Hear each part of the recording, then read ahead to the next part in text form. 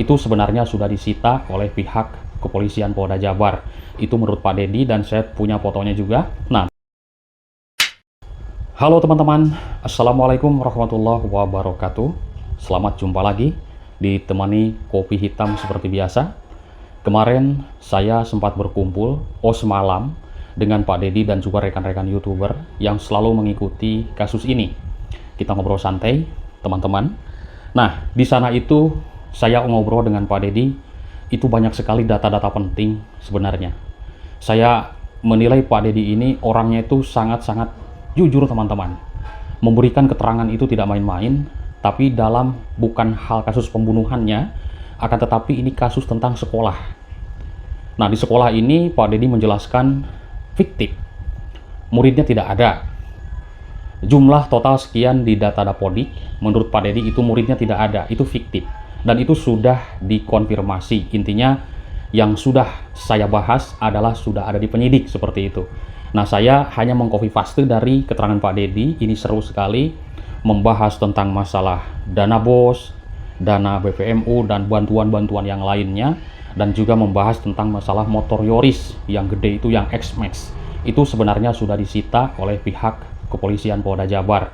Itu menurut Pak Dedi dan saya punya fotonya juga. Nah, teman-teman, Pak Dedi ini saya kira kalau dijadikan JC untuk memberikan sebuah keterangan, ini kalau menurut saya masyarakat biasa ya, tapi kan kita tidak tahu, ini luar biasa keterangan-keterangannya sangat mendalam sekali tentang masalah hal sekolah.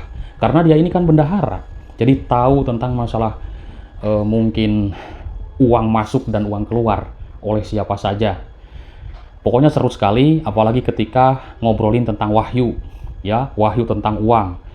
Yoris tentang uang juga. Wah, luar biasa. Saya mengambil kesimpulan dari ucapan Pak Dedi ini, motivasi dalam kasus ini hanya analisa saya sendiri, entah benar dan salah.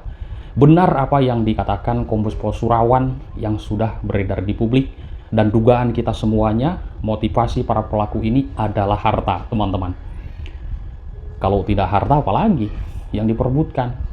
Kan di dalam harta itu kan banyak, ada tanah, ada uang, ada perhiasan, ya kan? Harta benda yang lain begitu banyak sekali. Nah, itu saya mengambil kesimpulan, tapi entah benar dan salah, ya kita lihat di persidangan besok ya, hari Jumat, lusa hari Jumat, akan ada lagi persidangan lanjutan, yaitu mungkin bacaan dari hakim langsung tentang masalah eksepsi kemarin yang diajukan oleh Pak Rohman Hidayat. Ini akan seru sekali. Nah, sesudah itu nanti akan ada sidang lagi lanjutan. Disitulah akan terbuka semuanya. Kita lihat keterangan Danu, keterangan para saksi yang lain, keterangan Pak Yosep. Saya akan menunggu janji Pak Yosep Hidayah yang dari dulu akan membongkar semuanya di pengadilan. Kita tunggu janjinya, teman-teman. Saya pegang janji Pak Yosep itu dari dulu sampai sekarang. Benar, Pak Yosep ini akan membongkar semuanya tentang hal masalah kasus Subang ini. Apa yang dia ketahui, yang dia lihat, yang dia rasakan, apakah benar-benar tidak mengetahui tentang hal kasus ini sesuai apa keterangan dari dirinya sendiri. Kan Pak Yosep itu jam 9 pulang, tidur katanya. Pagi-pagi bangun kesiangan, lalu menelepon Kedi Golep, janjian akan main golep, lalu pergilah ke Ciseti atau ke TKP yang terjadi pembunuhan di pagi itu. Nah, ketika Pak Yosep datang, rumah sudah berantakan. Di situ Pak Yosep beranggapan, ini kita mengcopy paste dari Pak Yosep, di situ adalah adanya penculikan. Dan Pak Yosep memanggil Pak Ujang, yaitu untuk melihat TKP tersebut. Nah, di sini banyak kejanggalan dalam analisa saya sendiri, entah bagaimana analisa teman-teman, kenapa tidak dicari ke sudut, titik-titik sudut rumah tersebut. Karena tidak gede-gede amat, teman-teman. Hanya rumahnya di situ ya, cuman tanahnya yang luas, tanah yang ke belakang tuh luas banget. Kenapa mobil Alphard tidak diborak-barik, tidak dibuka?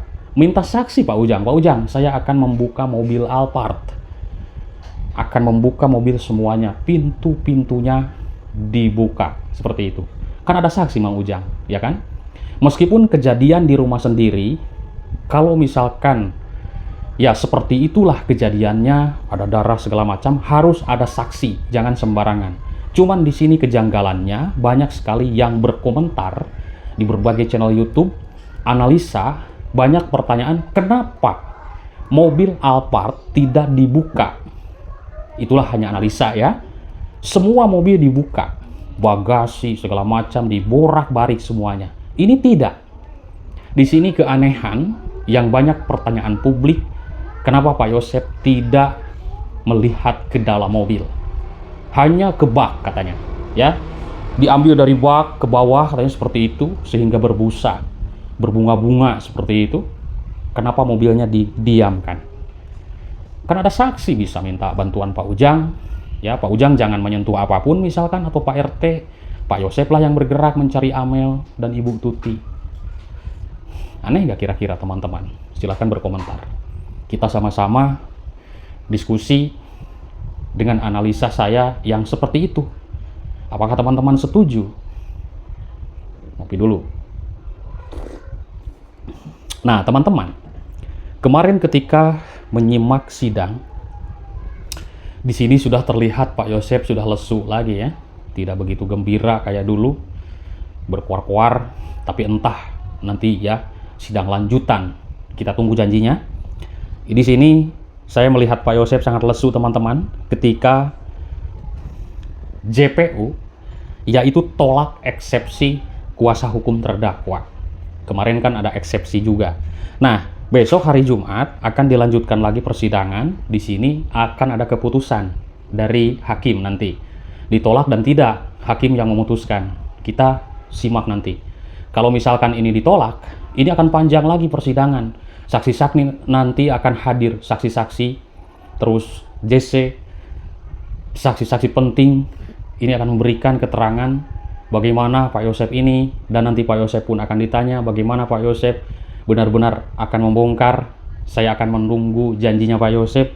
Nah, lanjutan perkara sidang kasus Subang waktu kemarin digelar teman-teman di Pengadilan Negeri Subang.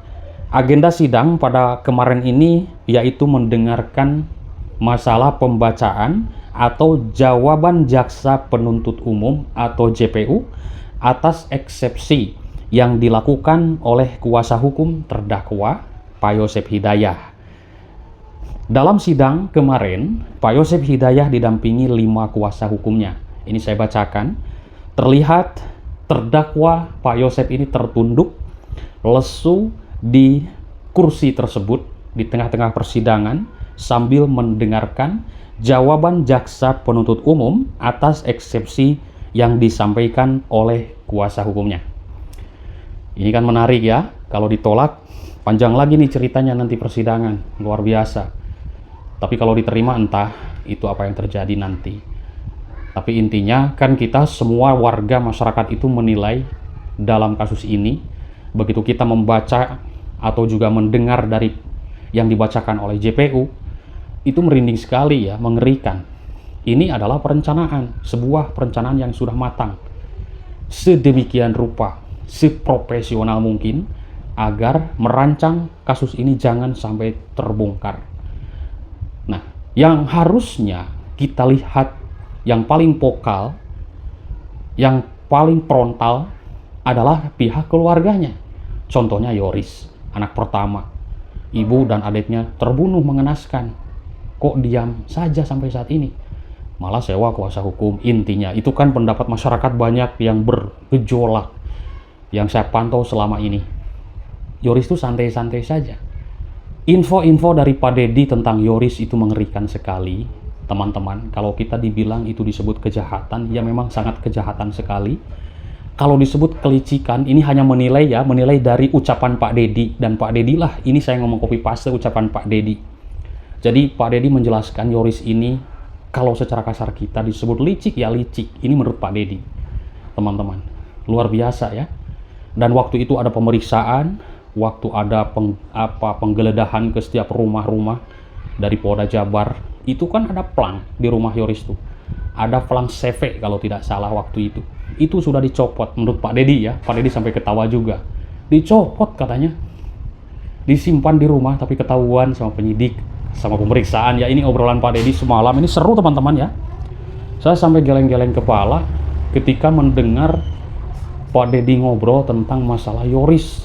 Apalagi tentang masalah uang dan sekolah. Intinya fiktif katanya sekolah itu menurut Pak Dedi. Dan itu sudah ada di penyidik tentunya. Ini kita hanya mengulas ya, dan mengcopy paste saya juga dari ucapan Pak Dedi. Seru pokoknya teman-teman. Jadi Pak Dedi ini ketika diperiksa di Polda Jabar, beliau ini berbicara dengan data, bukan dengan hanya ngomong doang. Pak Dedi ini misalkan ditanya tentang dana bos, ditanya tentang pengeluaran uang, pemasukan uang, mungkin pengambilan uang dari bank, itu dilaporkan dengan data. Ini datanya sekian, sekian, sekian. Pak Dedi itu begitu. Jadi bawa map setebal ini, ya, arsip, itu Pak Dedi itu komplit. Ini luar biasa saya menilai Pak Dedi. Dengan berbicara tuh dengan apa adanya yang dia alami seperti itu. Waktu menjadi bendahara di sekolah. Pak Dedi juga katanya disuruh cari murid. Waktu itu, satu orang murid 200.000. Nah, teman-teman ya, dapatlah 5 murid Pak Dedi ini. Nungguin dibayar, katanya cuman dibayar 50.000. Buat bensin saja Pak Dedi, kata Pak Yosef. Ini cerita Pak Dedi menarik ya. Waduh, kok gimana nih perjanjiannya, kata Pak Dedi. Kan 200 Pak, satu orang murid itu. Luar biasa ya. Ini cerita Pak Dedi, saya menyampaikan kembali kalau pembahasan-pembahasan yang paling mendalam, ya memang banyak sekali, tapi nanti kita tunggu dulu persidangan. Seperti itu, karena persidangan ini yang akan menentukan siapa sebenarnya pelaku di dalam kasus ini.